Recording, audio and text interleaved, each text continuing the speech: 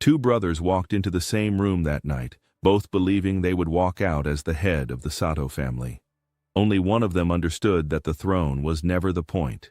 Subscribe and stay until the end, because what one brother sacrificed for the other was never what the family expected from either of them. The Sato family had ruled the western docks for 2 generations, built on a foundation their father, Kazuo Sato, had spent 40 years reinforcing with patience instead of bloodshed.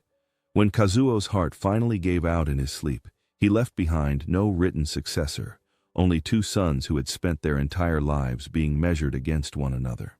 Ryo Sato was the elder by 3 years, broad-shouldered and quick-tempered, a man who had spent 2 decades proving himself in the field, earning a reputation for loyalty that bordered on obsession. Soldiers respected him because he had bled beside them, because he had carried wounded men off the docks himself rather than send someone else to do it.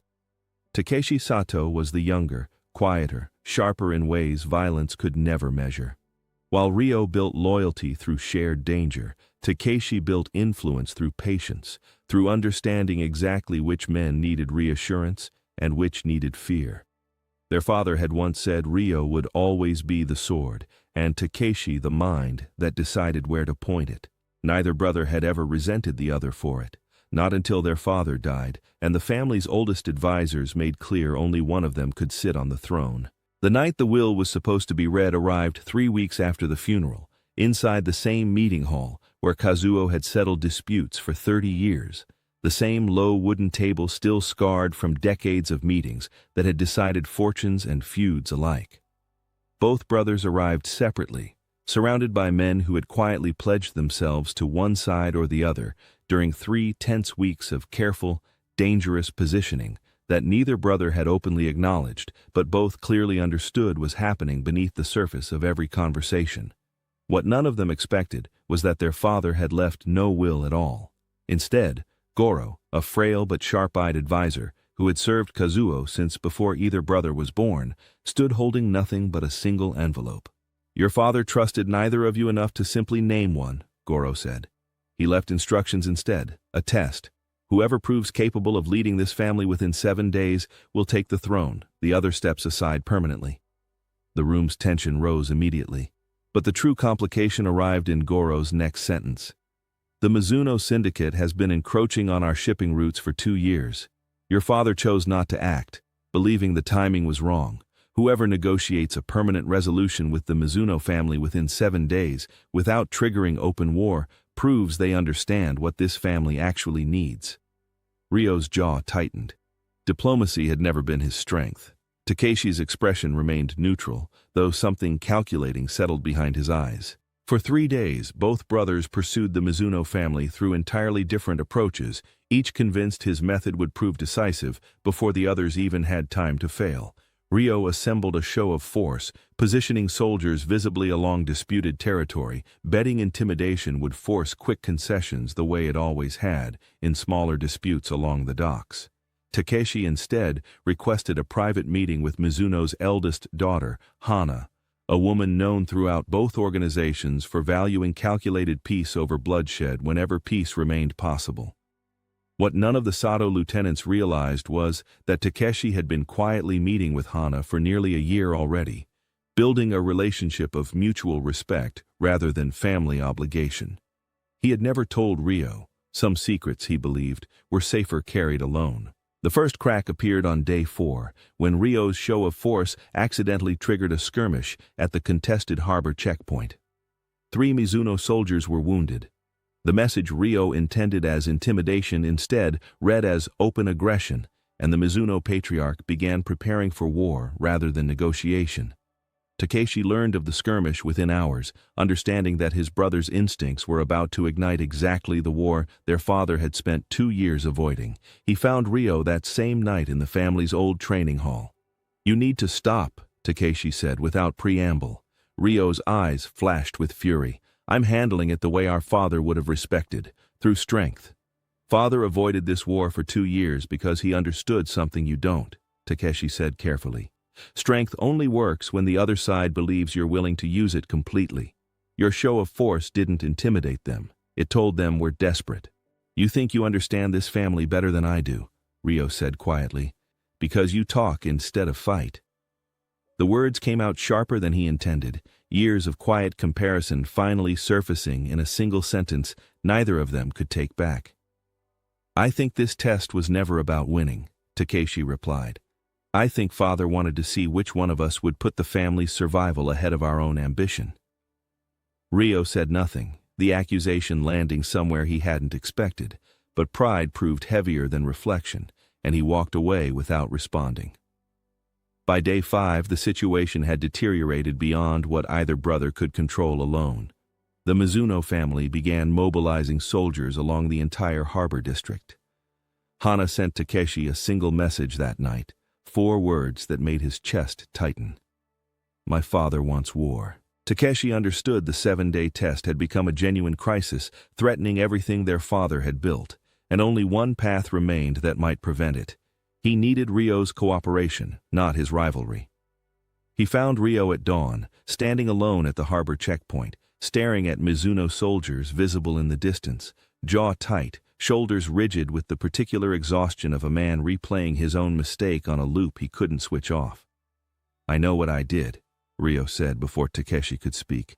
"I know this is because of me." "It doesn't matter whose fault it is anymore," Takeshi said.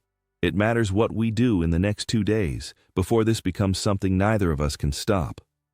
What do you need from me?" The question, asked without resistance, surprised Takeshi more than anything during the entire test. For the first time, Rio was asking for guidance rather than demanding deference. "I need you to trust a plan you won't fully understand until it's already moving," Takeshi said. "And I need you to accept that if this works, the family will believe you saved us, even though the plan will be mine." "Why would you give me credit for your plan?" "Because what this family needs isn't a brilliant negotiator. It needs both of us, working together instead of against each other. If saving us means you get the throne and I fade into the shadows, I can live with that. I can't live with watching this family burn because we were too proud to work together when it mattered most." For the first time since their father's death, Rio felt something other than rivalry toward his brother. Something closer to the loyalty he'd spent his life building with soldiers, finally directed toward the one person who had always understood him. The plan required absolute precision. Rather than further negotiation through Hana alone, the brothers would approach the Mizuno patriarch together, presenting a unified front.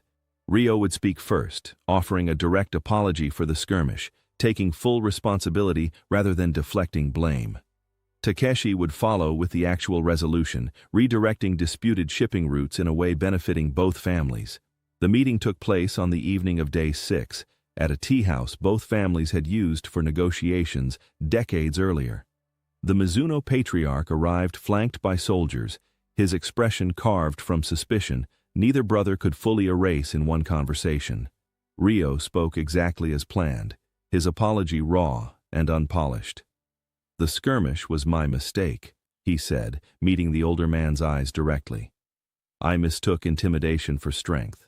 3 of your men were hurt because I made a decision I shouldn't have made alone. Apologies don't return blood to the men who bled," the patriarch finally said. "No," Rio agreed, "but they're the only honest place to start from." Takeshi stepped forward then, presenting an agreement granting the Mizuno family expanded access to a contested route while protecting Sato territory through a shared security arrangement neither family had attempted in over a decade. It required trust neither side had extended in years, but it offered something war never could, a path forward that didn't require either family to lose everything. The negotiations stretched late into the night, fragile at times, tense in others, the Mizuno patriarch testing every clause for hidden weakness. But by the time both parties reached agreement, the war that had seemed inevitable 2 days earlier had been quietly dismantled through honesty and strategy, working together rather than apart. The brothers returned to Sato territory near dawn on day 7, exhausted but finally united. Goro awaited them in the meeting hall where the test had begun. When they finished their account, Goro remained silent for several long moments, his weathered hands folded in his lap, studying both brothers the way he had studied their father decades earlier, before either of them had been born into the weight they now carried. "Your father didn't actually believe either of you would solve this alone," he finally said. "He told me himself before he died sitting in this very room. The real test wasn't negotiation skill or military strength. It was whether his sons would eventually choose the family over their own pride. He believed the throne should belong to whichever one of you understood that truth first. Then the throne belongs to Ryo, Takeshi said quietly, before his brother could speak. He apologized without hesitation. He trusted a plan he didn't fully understand because he believed in the outcome more than his own pride. That's leadership. I only provided the strategy. He provided the courage to follow it. Ryo studied his brother, understanding fully, for the first time, exactly how much Takeshi had been willing to sacrifice throughout the entire ordeal. Not just the negotiation, but the recognition, the credit, the throne his strategic mind had clearly earned. I won't take it alone, Ryo finally said, turning to Goro. If this family needs both strength and strategy to survive what's coming, then it needs both of us leading it together. Goro's expression shifted, something resembling genuine respect settling into his weathered features. Your father never considered that outcome. Then maybe it's time this family stopped repeating only the outcomes he expected, Ryo said. The arrangement that followed required restructuring decades of tradition, an unprecedented dual leadership built not on competition but on complementary strength, Ryo commanding decisive action in moments demanding immediate strength, Takeshi guiding strategy in moments demanding patience. Not every lieutenant accepted the change easily. Several of the family's oldest soldiers quietly questioned whether two brothers, however united in that single moment, could maintain that unity once the crisis faded into memory. But Hana's family, watching the arrangement unfold over the following months, found themselves negotiating with a Sato organization stronger than it had been in over a decade, precisely because it no longer relied on a single point of failure. 6 months later, Ryo and Takeshi stood together in the same harbor district where their father's empire had nearly collapsed into war, watching dock workers move cargo beneath a partnership between two rival families that had once seemed destined for permanent conflict. The cranes creaking overhead in the same rhythm they had for decades, indifferent to the history that had nearly unraveled beneath them. "Do you ever regret giving up the throne that night?" Ryo asked quietly, watching the harbor lights reflect against the dark water, the question carrying a weight he had clearly been holding on to for months, without finding the right moment to ask it aloud. Takeshi considered the question carefully. "I never gave up anything," he finally said. "I just understood, before you did, that the throne was never actually the point. Father didn't build this family to be ruled by one son's pride. He built it to survive, and surviving required both of us, working together, exactly the way we're doing now." Ryo nodded slowly, something settling into his chest that felt less like rivalry and more like the brotherhood he had secretly wanted beneath every argument, every competition, every moment they had spent being measured against one another instead of standing beside each other. "Father would have been proud," Ryo said. "Father would have been relieved," Takeshi corrected, a faint smile crossing his face for the first time in months.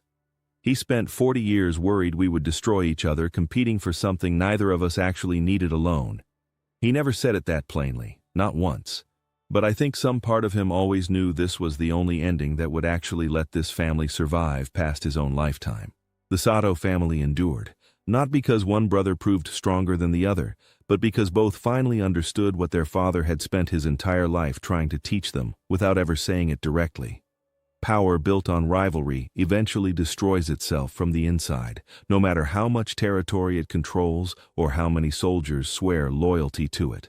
Power built on partnership, however unconventional, however difficult outsiders found it to categorize, becomes something far harder to break, because it no longer depends on the strength or weakness of a single man standing alone.